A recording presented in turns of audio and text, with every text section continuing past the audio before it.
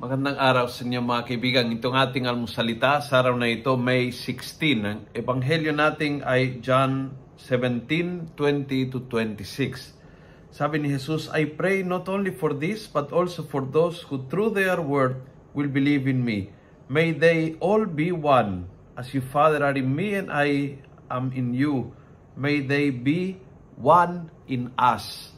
Gusto ko yun, one in us. Kasi minsan, mahirap makaisa sa pamilya o kahit sa isang ministry, sa samahan, kahit sa barkada, minsan kahit sa angkan, madalas. Mahirap makaisa kahit sa parokya. Mahirap, may kanya-kanyang pananaw, may kanya-kanyang punto de vista, may kanya-kanyang agenda, may kanya-kanyang gustong mangyari. At mahirap makaisa. It's very difficult to be one when we are many. Kasi may kanya-kanyang utak, kanya-kanyang plano, kanya-kanyang gustong puntahan, kanya-kanyang gustong marating, mangyari. Paano tayo makaisa sa ganyang ka-diverse na thinking and wishing and willing and planning? Paano tayo makaisa doon? And Jesus gives the perfect answer. May they be one in us. Sa Panginoon tayo makakaisa.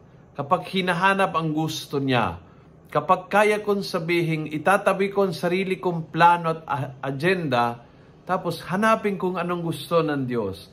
Kapag ito'y nangyari sa meeting ng isang ministry, sa meeting ng isang pastoral council, sa meeting ng isang angkan, sa isang family reunion, kapag pinag-uusapan yung pinagmanahan ng mga magulang, o kapag nag-meeting ang homeowners ng isang subdivision, o kapag may meeting sa opisina, o kapag kayo ay nag-uusap ng husband mo, ng wife mo, in every time na umuupo tayo para mapag-usapan ang ating mga differences, kapag kaya kong itabi ang aking pananaw at hanapin ang gusto ng Diyos, makaisa tayo. Hindi tayo makaklash kung kanya-kanyang sigurado, bangga, clash, away, pagtatalo.